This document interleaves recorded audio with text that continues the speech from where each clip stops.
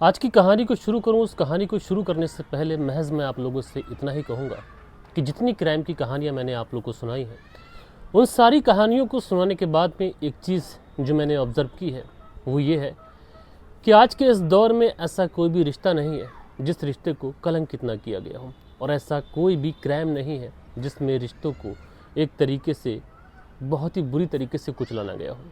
अब कायदे से ये लाइन मेरी नहीं है, शम्स ताहिर खान सर ने एक बार ये बात कही थी, लेकिन अब मैंने भी लगभग 800 से 830 के आसपास एपिसोड सुना दिए, तो मैं भी अब समझ चुका हूँ कि हाँ, ये चीज़ें बिल्कुल सत्य हैं और इन चीज़ों के अंदर कहीं ना कहीं जो चीज़ें शम्स ताहिर खान सर ने बोली थी उसकी पूरी सटीक सच्चाई बैठती है।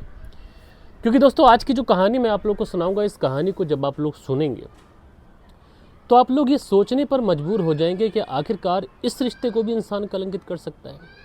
आज की कहानी के अंदर ना कि एक इंसान का कत्ल होता है, बल्कि एक ऐसे रिश्ते का भी कत्ल हो जाता है कि जिस रिश्ते की लोग कस्में खाते हैं। अगर कोई किसी से पूछे क्या तुम्हारा इससे ये रिलेशन है, तो इंसान बहुत गर्व के साथ कहता है कि हाँ, मेरा ये रिलेशन है। लेकिन आज की इस वीडियो के अंदर आप लोग जानेंगे, इस कहानी के अंदर, कि इस रिश्ते को भी बहुत बुरी तरीके से कलंकित कर दिया गया। तो ये पूरी कहानी सिलसिलेवार तरीके से दोस्तों मैं आप लोग को सुनाऊंगा। अभी जब मैं ये वीडियो शूट कर रहा हूँ तो लगभग 5:30 बजे के आसपास का समय हुआ है और मैं अपने घर के छत के ऊपर शूट कर रहा हूँ। तो ऐसे में जो सूरज है वो भी छुप चुका है, तो वीडियो के अंदर थोड़ा अंधेरा भी हो चुका है। क्योंकि जस्ट मैं अभी आया तो मैंने सोचा इंडोर शूट ना कर मैं आउटडोर शूट करूँ, क्योंकि इंडोर आप लोग सुन ही रहे हैं मुझको और आउटडोर सुनाऊँगा तो सोचता हूँ कि शायद थोड़ा सा आप भी नया नया फील करें। तो सीधा सीधा इस कहानी का रुख करते हैं। और दोस्तों, आज की कहानी की अगर मैं बात करूं तो आज की कहानी की शुरुआत होती है राजस्थान से, और इस राजस्थान का एक ज़िला लगता है चित्तौड़गढ़ ज़िला, और इसी चित्तौड़गढ़ ज़िले के अंतर्गत एक थाना आता है कस्बा। और इसी कस्बे के अंदर एक मंदिर है जिसको बोला जाता है हनुमान मंदिर, और इसी हनुमान मंदिर के बगल में एक भीट है। भीट का जो ढलान है, उसी ढलान के जस्ट नीचे को एक कुआँ है। बात कर रहा हूँ मैं 5 दिसंबर साल 2022 की, और इसी 5 दिसंबर साल 2022 को कुछ लोग ऐसे थे जो इस कुएं के इर्द गिर्द टहल रहे थे। ऐसे ही जिज्ञासा बस जो कोई व्यक्ति होता है वो उस कुएं के अंदर देखता है, लेकिन जैसे ही वो उस कुएं के अंदर देखता है, अपने और साथियों को भी देखने के लिए बोलता है। जितने भी लोग उस कुएं के अंदर देखते हैं, सबकी चीख निकल जाती है, क्योंकि उस कुएं के अंदर का जो दृश्य था वो दृश्य ही ऐसा था। अब दोस्तों, जैसे ही ये जितने लोग होते हैं वहाँ पर चीखते हैं, तो इनकी चीखने की आवाज़ आस पड़ोस के कुछ और लोग भी सुनते हैं। उनको लगता है कि भाई ये लोग क्यों चीख रहे हैं। उसके बाद में कुछ और लोग भी भागकर उस कुएं के पास पहुंचते हैं। झांक कर जैसे ही उस कुएं के अंदर देखते हैं तो देखते क्या है कि इस कुएं के अंदर एक डेड बॉडी पड़ी हुई है। एक डेड बॉडी तो है, लेकिन उसका सिर मौजूद नहीं है। लिहाजा इस बात की सूचना तुरंत नज़दीकी पुलिस थाने में दे दी जाती है। अब पुलिस की टीम को जब इस तरीके की खबर मिलती है कि एक कुआं है, उस कुएं के अंदर एक डेड बॉडी मिली है, सर दिखाई नहीं पड़ रहा है, लिहाजा पुलिस की जो टीम होती है वो भी दौड़ी दौड़ी भागी भागी पहुँचती है। वहाँ पर पहुँचने के बाद में जैसे तैसे मशक्क़त के बाद में उस डेड बॉडी को कुएं से बाहर निकाला जाता है। लेकिन अब शुरुआत में पुलिस को ये लग रहा था कि हो सकता है कि डेड बॉडी पूरी उस कुएं के अंदर डाली गई हो, तो सर हो सकता है कि नीचे डूब गया हो, कहीं फंस गया हो। लिहाजा गोताखोरों को बुलाया जाता है, उस कुएं के अंदर छोड़ा जाता है, ढूंढा जाता है। लेकिन दोस्तों, कई घंटों की मशक्क़त के बाद भी उस कुएं से कोई भी ऐसा सर बरामद नहीं होता है जिससे डेड बॉडी की शिनाख्त की जा सके।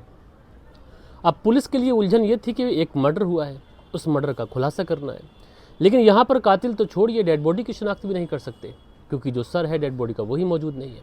अब महज एक धड़ से इस डेड बॉडी की कैसे शिनाख्त की जाए, यानी टोटल ये ब्लाइंड मर्डर था। लेकिन मर्डर तो ब्लाइंड था, पुलिस फिर भी इस केस में हार नहीं मानती है। सबसे पहले पुलिस ये कोशिश करती है कि अगर हमें किसी भी तरीके से इस डेड बॉडी का सर मिल जाता है तो हम लोग ये शिनाख्त कर लेंगे कि मरने वाला व्यक्ति कौन है, और मरने वाले व्यक्ति की अगर शिनाख्त हो जाएगी तो हम लोग कत्ल के मोटिव तक पहुँच सकते हैं। और अगर हम लोग कत्ल के मोटिव तक पहुँच गए तो फिर हम कातिल तक बहुत आसानी से पहुंच सकते हैं। लिहाजा पुलिस वाले अपनी टीमों का गठन करते हैं। गठन करने के बाद में अलग अलग इलाकों पे, जहां पर कुत्ते भौंक रहे थे, जहां पर चिड़ियों की चहचहाहट ज़रा ज़्यादा थी, कुएं के अंदर, खेत खलियानों में, तालाब में, हर जगह इस डेड बॉडी के सर को ढूंढना शुरू करते हैं। पुलिस की जो मेहनत होती है, मशक्क़त होती है, वो 24 घंटे के अंदर उसका फल मिल जाता है। आखिरकार पुलिस को इस डेड बॉडी का सर बरामद हो जाता है। अब जब सर मिलता है तो ये होता है कि चलो ठीक है, डेड बॉडी को पोस्टमार्टम के लिए भेज देते हैं। डेड बॉडी को पोस्टमार्टम के लिए भेजा जाता है। पोस्टमार्टम की रिपोर्ट का पुलिस वाले इंतज़ार करते हैं, और जैसे ही पोस्टमार्टम की रिपोर्ट होती है तो इस रिपोर्ट में 2 चीज़ों का खुलासा हो जाता है पहला खुलासा तो ये होता है कि मर्डर जो है वो जिस दिन डेड बॉडी मिली है, यानी 5 तारीख को दोपहर के समय डेड बॉडी मिली है, तो उससे एक दिन पहले यानी 4 तारीख को इस व्यक्ति का कत्ल हुआ है जिसकी डेड बॉडी मिली है। अब कत्ल हुआ है तो महज कुछ घंटे पहले ही डेड बॉडी को उस कुएं के अंदर फेंका गया है। दूसरी चीज़, पुलिस वाले उस पोस्टमार्टम की रिपोर्ट में ये भी पढ़ते हैं कि आखिरकार कत्ल जो है वो कैसे हुआ है। तो उसमें लिखा होता है साफ साफ कि पहले इस व्यक्ति की गला दबाकर हत्या की गई है और बाद में किसी तेज़ धारदार हथियार से इसके गले को अलग कर दिया गया है। उसके बाद डेड बॉडी को कुएं में फेंका गया, सर कहीं और फेंका गया ताकि डेड बॉडी की किसी भी तरीके से, किसी भी एंगल से शिनाख्त ना की जा सके। अब डेड बॉडी जो थी वो पुलिस वालों के पास में थी। पता चल चुका था कि कत्ल एक दिन पहले हुआ है। दूसरी चीज़, पुलिस वालों को ये भी पता चल चुका था कि कत्ल पहले गला दबाकर किया गया है और बाद में इसका गला काटकर इसकी डेड बॉडी को 2 जगह फेंका गया है ताकि डेड बॉडी की शिनाख्त ना हो सके। लिहाजा पुलिस वाले अब ये पता लगाने की कोशिश करते हैं कि आखिरकार ये मरने वाला व्यक्ति कौन है। सबसे पहले जो थाने थे आस पड़ोस के, उन सारे ही थानों के अंदर सूचना भिजवाते हैं कि 23-24 साल का कोई लड़का, अगर किसी की कोई मिसिंग कंप्लेंट, कोई गुमशुदगी की रिपोर्ट दर्ज हुई हो तो इस बारे में हमें इत्तला करो। लेकिन दोस्तों, पुलिस वाले जितने भी थानों के अंदर सूचना भिजवाते हैं, कहीं से ऐसा कोई भी अपडेट नहीं मिलता है कि कोई 23 से 24 साल का लड़का कोई गायब हुआ हो और उसकी मिसिंग कंप्लेंट पुलिस थाने के अंदर दर्ज कराई गई हो।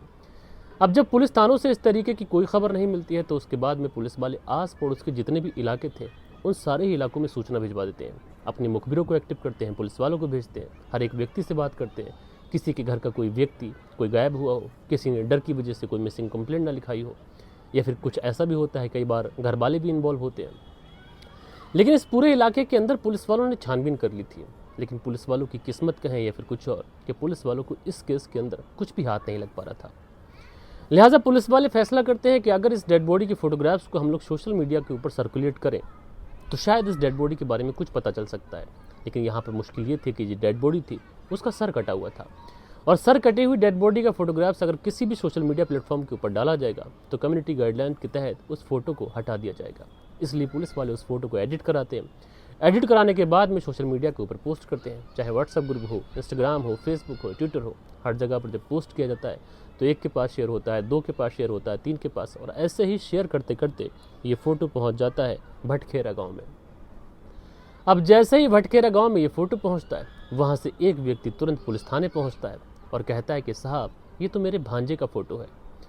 अब जैसे ही ये व्यक्ति ये बात कहता है कि उसके भांजे का फ़ोटो है, उसे बुलाया जाता है, डेड बॉडी की शिनाख्त कराई जाती है और इत्तेफाक से ये डेड बॉडी की शिनाख्त कर लेता है। ये कहता है कि साहब, ये उसका भांजा महेंद्र है। अब महेंद्र की जब शिनाख्त हो जाती है तो उसके बाद में जो पुलिस वाले थे इस मामा से कहते हैं कि तुम अपने भांजे की कत्ल की रिपोर्ट दर्ज कराओ ताकि हम इस केस के अंदर फर्दर इन्वेस्टिगेशन कर सकें। रिपोर्ट दर्ज कराई जाती है। पुलिस वाले छानबीन शुरू करते हैं, पता लगाते हैं किसी से कोई दुश्मनी, कोई रंजिश, कोई पैसों का लेन देन या फिर कोई झगड़ा, कोई कलह। लेकिन तमाम चीज़ों पर जब पुलिस वाले रिसर्च कर रहे थे तो कहीं से पुलिस को ऐसा कोई भी एंगल नहीं मिलता है। इसके मामा से जब फिर से पूछताछ की जाती है तो इस बीच में मामा जो है बड़ी ही अजीब बात बताता है। दरअसल मामा बताता है कि लास्ट बार जब मेरे भांजे से बात हुई थी तो वो 10 तारीख थी, यानी 10 दिसंबर।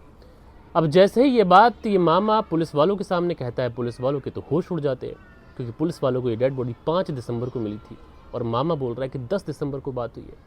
अब पुलिस वाले सख्ते में यह है कि डेड बॉडी को हमने ही निकाला है, डेड बॉडी हमारे ही पास थी, और अगर एक व्यक्ति 4 तारीख को मर चुका है तो फिर वो 10 तारीख को कैसे बात करेगा। लिहाजा फिर इस महेंद्र की बहन जो होती है, जिसका नाम तनिष्का होता है, तनिष्का को बुलाया जाता है, उससे पूछताछ की जाती है। तनिष्का भी बताती है कि हाँ, 10 तारीख को बात हुई थी, मैंने मेरे भाई को कॉल किया था, उसने मुझे बताया था कि मध्य प्रदेश में एक जगह लगती है मंदसौर, वो वहाँ पर है किसी काम के सिलसिले में। हालांकि थोड़ी देर बात हुई, बाद में फ़ोन स्विच ऑफ हो गया। मैंने सोचा कोई नेटवर्क नहीं होगा, कोई इशू होगा, इस वजह से मैंने भी दोबारा कॉन्टैक्ट करने की कोशिश नहीं की। लेकिन अब इस तरीके से डेड बॉडी मिली है तो हम हैरान है, परेशान है। अब पुलिस वालों की समझ यहाँ पर काम ये छोड़ रही थी कि एक व्यक्ति जो 4 तारीख को मर चुका है, वो व्यक्ति आखिरकार 10 तारीख को कैसे बात करेगा। लिहाजा पुलिस वालों को ऐसा लगता है कि हो सकता है कि यहाँ पर बहुत बड़ा कोई गेम है। लिहाजा पुलिस वाले फैसला करते हैं कि एक बार ऐसा करते हैं कि ये जो मोबाइल नंबर था जिस मोबाइल से बात हुई है उसकी लास्ट लोकेशन वगैरह निकालते हैं और साथ के साथ ये भी पता लगाते हैं कि इस मोबाइल को यूज़ कौन कर रहा है। अगर लास्ट लोकेशन, यूज़ कौन कर रहा है, ये सारी चीज़ें अगर पुलिस के पास में आ गई तो जो कातिल है ये पुलिस से बच नहीं सकता। भले ही कत्ल कितना ब्लाइंड तरीके से किया गया हो, ये जो कत्ल जितना उलझा हुआ लग रहा है उतनी ही तेज़ी के साथ में सुलझ सकता है। लिहाजा पुलिस वाले अब इस मोबाइल की जो लास्ट लोकेशन, कॉल डिटेल्स, इन सारी चीज़ों का जो ब्यौरा था उस ब्यौरे को निकालते हैं। अब जैसे ही पुलिस वाले कॉल डिटेल्स, लास्ट लोकेशन, ये सारी चीज़ों को खंगालते हैं तो यहाँ पर पुलिस वालों को बहुत ही अजीब कुछ मिलता है। दरअसल जिस 5 तारीख को पुलिस को डेड बॉडी मिली थी, ये जो मोबाइल नंबर था इस व्यक्ति महेंद्र का, ये उसी दिन से स्विच ऑफ था। और 10 तारीख को ये मोबाइल खुलता है। जिस समय ये मोबाइल खुलता है उसी समय बहन तनिष्का कॉल करती है। लास्ट लोकेशन भी मध्य प्रदेश के मंदसौर में दिखा रही है। अब ये इतना बड़ा कोइंसिडेंस कैसे हो सकता है, ये इतना बड़ा इत्तेफाक कैसे हो सकता है कि 5 दिन तक लगातार मोबाइल बंद था, कुछ घंटों के लिए खुला, उसी समय बहन ने फ़ोन कर दिया। और बहन ने बात भी की, अगर फ़ोन नंबर कोई और व्यक्ति चला रहा है तो फिर ऐसे में बहन ने उसकी आवाज़ क्यों नहीं पहचानी, और आवाज़ अगर पहचान ली तो फिर ये इत्तेफाक कैसे है कि जिस समय मोबाइल खुला उसी समय बहन ने फ़ोन कर दिया। तो इतने सारे इत्तेफाक आखिरकार इस केस के अंदर कैसे हो सकते हैं। लिहाजा पुलिस वाले अब ये सोचते हैं कहीं ऐसा तो नहीं कि बहन कुछ जानती है और जानबूझकर कुछ छुपाने की कोशिश कर रही है। लिहाजा पुलिस वाले फैसला करते हैं कि ये जो बहन है तनिष्का, एक बार इसका बैकग्राउंड खंगाला जाए। तनिष्का के उसके भाई के साथ में रिश्ते कैसे थे, इसका रिलेशन किस किस के साथ है, किसके साथ उठती है, किसके साथ बैठती है, इन तमाम चीज़ों पर जब छानबीन की जाती है तो पता चलता है कि एक लड़का है जिसका नाम है महावीर धोबी। वो अक्सर तनिष्का के घर आया जाया भी करता था। और पुलिस को उड़ते उड़ते खबर ये भी मिलती है कि जो महावीर धोबी है उसका तनिष्का के साथ में प्रेम संबंध है। और इस प्रेम संबंध के बारे में जो तनिष्का का भाई था महेंद्र, उसको पता था, और महेंद्र इस रिश्ते को बिल्कुल भी एक्सेप्ट भी नहीं करता था। अब पुलिस वाले महावीर की लोकेशन वगैरह सारी चीज़ें खंगालते हैं, उसका बायोडाटा खंगालते हैं, तो पुलिस को पता चलता है कि महावीर 10 तारीख को रेलवे स्टेशन से कहीं गया तो था, लेकिन कहाँ गया था इसके बारे में पुलिस को पुख्ता कुछ जानकारी नहीं मिल पाई। लिहाजा पुलिस को जब तनिष्का और महावीर के ऊपर शक होता है तो शक के आधार पर पुलिस वाले महावीर और तनिष्का इन दोनों को उठाने का फैसला करते हैं। उसके बाद में इन दोनों को उठाया जाता है, पुलिस थाने लेके आया जाता है, और उसके बाद में जब तबीयत से इन दोनों से पूछताछ की जाती है तो ये दोनों अपना जुर्म कबूल करते हैं। और कबूल करने के बाद में जो कहानी सुनाते हैं वो कहानी कुछ इस तरीके से रिश्तों को कलंकित करती है कि जिसे सुनने के बाद में पुलिस वाले भी सोचते हैं कि एक इंसान का नहीं बल्कि पूरी इंसानियत का कत्ल हो गया है। दरअसल तनिष्का और उसका भाई महेंद्र, और तनिष्का की एक छोटी बहन भी थी, और तनिष्का और महेंद्र के जो पिता थे गोविंद, उनका किसी वजह से देहांत हो जाता है। जब उनकी डेथ हो जाती है तो पूरे परिवार की जो जिम्मेदारी थी अब महेंद्र की माँ पर आ चुकी थी। लेकिन 3 बच्चों की परवरिश माँ अकेले कैसे करेगी, इसलिए वो अपने भाई को फ़ोन करती है, उससे मदद मांगती है। भाई कहता है कि ठीक है तो हमारे गाँव आ जाओ, और गाँव आने के बाद में यहीं पर रहो, जो भटखेरा गाँव है, थोड़ी बहुत जो मदद रहेगी मुझसे मैं करूँगा, वैसे भी तुम वहाँ पर रहकर अकेले क्या करोगी। बहन को भाई की बात पसंद आती है। उसके बाद में वो अपने बच्चों को लेती है और उसके बाद में भटखेरा गांव यानी अपने पैतृक गांव में ही जाकर रहने लग जाती है, जहां पर वो अपने बच्चों का भरण पोषण करना शुरू करती है। इधर जो भाई था महेंद्र, वो भी धीरे धीरे बड़ा होता है, उसकी भी उम्र लगभग 23 साल के आसपास हो जाती है। अब महेंद्र कुछ पैसे कमाने लगा था, लिहाजा इसी तरीके से जो परिवार का भरण पोषण था वो ऐसे ही चल रहा था। इधर जो महावीर था ये अक्सर इस महेंद्र के घर आया जाया करता था, क्योंकि महावीर महेंद्र से थोड़ी दोस्ती बढ़ाना चाहता था। लेकिन महेंद्र जब बाहर काम करने के लिए चला जाता है तो महावीर के लिए प्रॉब्लम ये थी कि अब वो महेंद्र के घर जाए कैसे, क्योंकि कहीं ना कहीं महावीर जो था महेंद्र की बहन तनिष्का को पसंद करता था। लिहाजा उसके बाद में ये किसी तरीके से अपनी बात तनिष्का तक पहुंचाता है। पहुंचाने के बाद में कहता है कि मैं तुमसे प्यार करता हूँ। बदकिस्मती कहें या फिर कुछ और, तनिष्का जो थी वो भी उसके प्रपोजल को एक्सेप्ट कर लेती है। अब तनिष्का जब उसके प्रपोजल को एक्सेप्ट कर लेती है, लेकिन प्रॉब्लम ये थी कि महेंद्र अब घर पे था नहीं, महावीर किसके बहाने से मिलने के लिए आए, इसलिए अब तनिष्का से उसकी मुलाकातें भी नहीं होती थी। लिहाजा किसी तरीके से ये तनिष्का से कहता है कि क्या किया जाए। तनिष्का उसको एक राय देती है कि जो मेरी छोटी बहन है तुम उसको किसी तरीके से अपनी बहन बना लो, और अगर वो तुम्हें राखी वगैरह बांध देगी तो तुम उससे मिलने के बहाने जब चाहो आ सकते हो, और जब उससे मिलने के लिए आओगे तो मुझसे भी मुलाकात कर सकते हो। लिहाजा जो महावीर था वैसा ही करता है, तनिष्का की छोटी बहन से दोस्ती करता है। दोस्ती करने के बाद में उससे राखी वगैरह बनवा लेता है। अब जब जी चाहता वो तनिष्का से मिलने के लिए आ सकता था। धीरे धीरे वक्त गुजरता है, और वक्त गुजरने के साथ साथ कहते हैं कि इश्क और मुश्क ये चीज़ें ऐसी होती हैं कि छुपाए छुप नहीं पाती, और आखिरकार इस बारे में महेंद्र को खबर लग जाती है। महेंद्र को जब खबर लगती है तो वो अपनी बहन की और इस महावीर की जासूसी शुरू करता है, और एक दिन वो अपनी बहन को आपत्तिजनक हालत में देख लेता है। जब आपत्तिजनक हालत में देखता है महावीर के साथ में, महावीर को डांटता है, पटकारता है, घर से भगा देता है। उसके बाद में जो दोस्ती का थोड़ा बहुत रिश्ता था वो भी खत्म होता है। बहन के ऊपर नज़र रखता है, फिर सोचता है कि अगर ऐसे ही कुछ चलता रहा तो बदनामी हो जाएगी, इसलिए ये अपनी बहन के लिए रिश्ता देखना शुरू करता है। किस्मत अच्छी थी कि एक अच्छा रिश्ता भी मिल जाता है। उसके बाद में जब शादी की डेट वगैरह फिक्स होने को होती है तो जो तनिष्का होती है महावीर को कॉल करती है, अपने प्रेमी को, और कॉल करने के बाद में कहती है कि ऐसे तो उसकी शादी कहीं और हो जाएगी, मैं तुमसे प्यार करती हूँ, तुम्हारे साथ रहना चाहती हूँ, अब क्या किया जाए। तो महावीर और तनिष्का ये फैसला करते हैं कि अगर मेरा जो भाई महेंद्र है वो अगर जीवित रहा तो हम दोनों कभी एक नहीं हो सकते, इसलिए अब ये उसका कत्ल करने का प्लान करते हैं। कत्ल करने का प्लान किया जाता है। तारीख तय होती है 4 दिसंबर साल 2022, और इसी 4 दिसंबर साल 2022 को तनिष्का जो थी महावीर को कॉल करने के बाद में अपने घर बुलाती है। रात के अंधेरे में बंद कमरे के अंदर ये लोग महेंद्र का कत्ल करते हैं।